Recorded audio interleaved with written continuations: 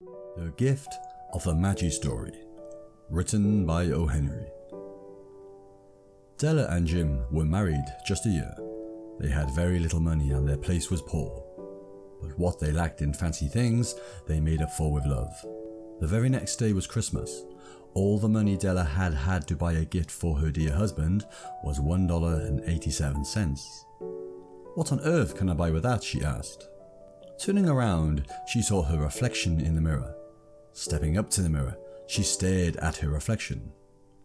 "At least Jim loves me for my long, beautiful hair," she said, taking a spin. "He calls me his queen."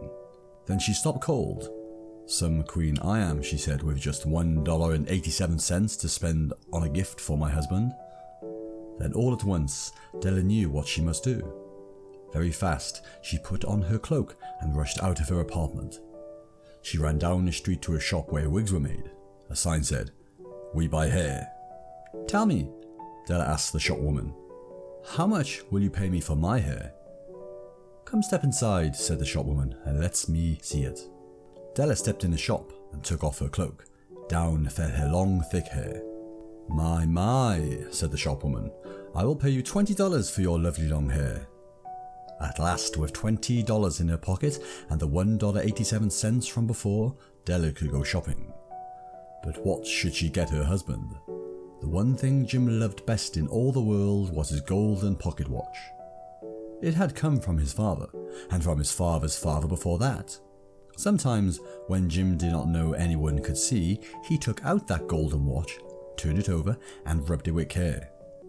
Della knew this because she saw him do it. Then Della saw the perfect gift, a gold chain for his pocket watch. For $21, she bought the gold watch chain. With that chain hooked up to Jim's pocket watch, the watch could not fall out of his pocket.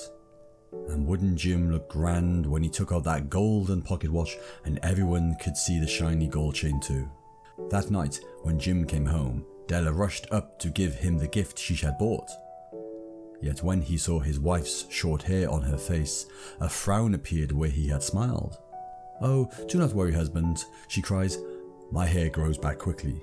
Then before she could give Jim her gift, he handed his wife a small box.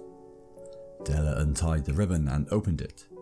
Inside were two beautiful hair combs. They were the very same ones she had mooned over many times in store windows, but they cost far too much money. Now they were the gift her dear husband had given her.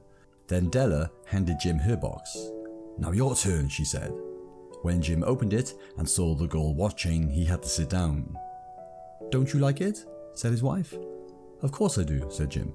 "But you see, I sold my watch so I could buy you the two hair combs."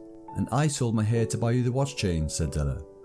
Jim and Della had both given up the one thing they hold most dear for the sake of the other. And now they had nothing to show for it. Or did they?